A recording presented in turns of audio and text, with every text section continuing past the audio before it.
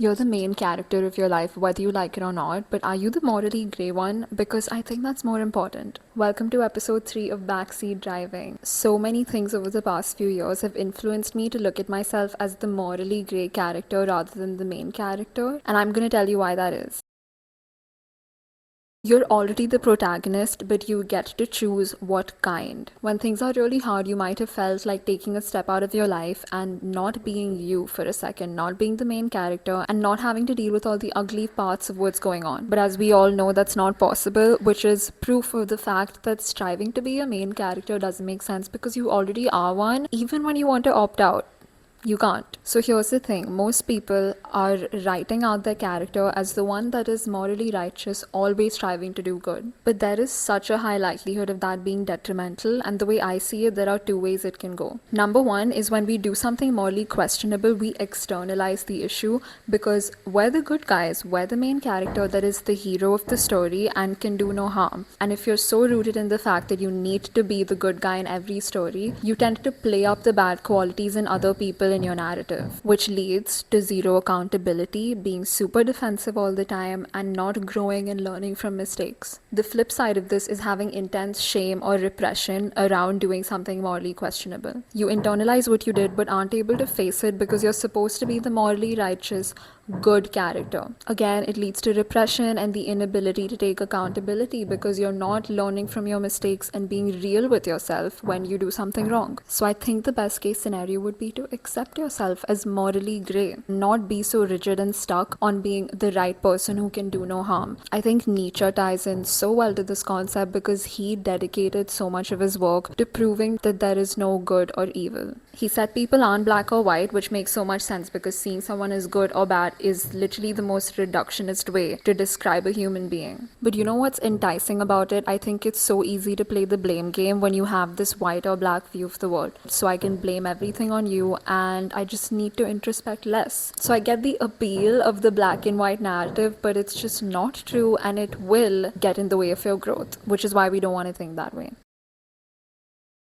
Which leads me to the second point of the myth of moral perfection. There is no such thing. Because life will never hand you clean options. It will give you a trade-off or it'll give you a morally obscure decision that you need to make. There will very rarely be an entirely black or white situation. So since we know it's a myth, what is a more productive way to organize our internal narrative beyond good and evil? I think the answer lies in making it one of learning. When we stop asking, is this good or bad? And asking, how can I learn from this situation to have more positive growth in who I am. Another concept that Nietzsche talks about is conventional morality as a type of herd mentality because it totally ignores how complex human beings are, how complex their emotions are, their moral codes can be, and provides a very simplified black and white rulebook for the masses. And guess what? When the masses are stuck talking about good or bad and blaming each other and trying to figure out who's the worst in order to persecute them, they're not going to look at a situation as how can we improve and learn. They're probably just going to continue the same cycle of blame, which keeps them stuck. Which means it's so important to realize that you definitely have a side that does questionable things and might be really negative. My disclaimer here is that it doesn't mean you give up on having morals and values as a whole. It just means you focus more on seeing yourself as a work towards positive progress. This helped me a lot, and I think I can explain this better by talking about relationships as an example. When we fall out with someone, there are so many narratives going around. Some people consider you as the person to blame, other people blame themselves. But I think the reality is that there's such a thin line between good and bad purely because there are an infinite number of narratives that might be going around about this, and who's to say which one is the right one? Every single unique experience has to be honored for what it is. So are you going to spend your time dissecting each and every narrative to figure out which one's wrong? Or are you going to believe in the one that's most loving of who you are and accepting of the fact that you are a morally grey person who cares about growing? Option 2 is definitely the one for me, and it takes so much weight off your shoulders because you don't have to prove to anyone that you did everything right.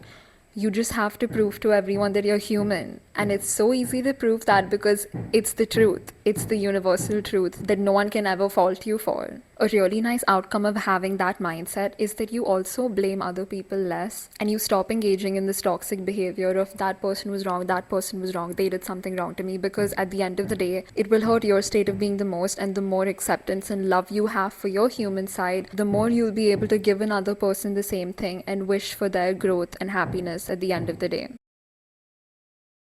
Let's do a little thought experiment. If you were to sit down, be given a fictional character with XYZ traits and this kind of personality, and you were told to write out their story, would you make it a boring, straight laced one, or would you make it one of growth and mistakes and creativity and beauty? Let's try this. Imagine the character you've been given has 4 traits. They're compassionate, sensitive, childish, and short tempered. Is it even possible to put all of them in a good or bad category? For example, how do you dissect the trait of being childish? In some situations, it's great, and in others, it's really annoying and not that helpful. So, if there are an infinite amount of different situations, and this one thing could be either good or bad, that's proof that it doesn't have any innate value. It just exists. Being the complicated human character is so interesting because it means we are constantly becoming, which is another thing Nietzsche spoke about. Your character's story here on earth is something that you actively get to create and author as time goes on. So you might as well give that character as much love and acceptance as you can and own it for all its mistakes and mess ups.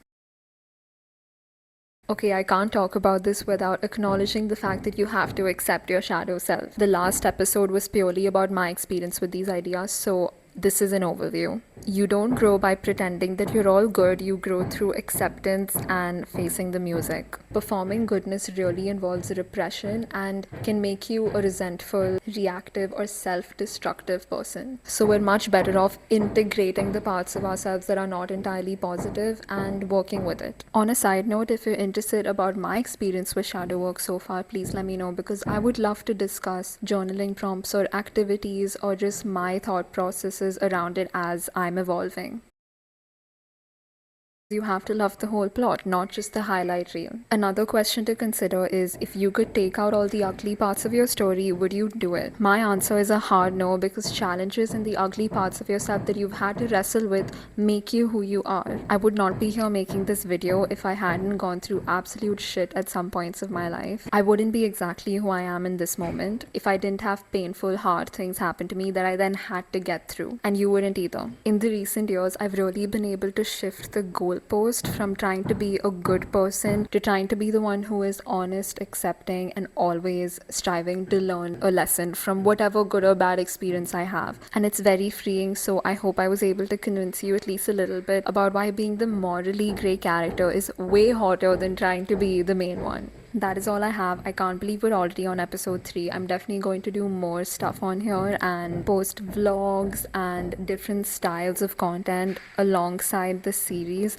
But I'm having so much fun. Thank you so much for being here. Please tell me what resonated and what didn't. I want your feedback so that this can get better. I've intentionally tried to structure this more because I don't want to kind of ramble on and not give you like structured value in the video. So let me know if you like the structure more. If you like the more chit-chatty version of things, I'm more than happy to do that as well. I had like real notes for this one. I'm traveling a week or so from now. I want to document everything. I want to try out different styles and do more vlogs on here. Yeah, I'm so excited. Thank you so much for being here and go be the hot, morally grey character who accepts themselves wholeheartedly.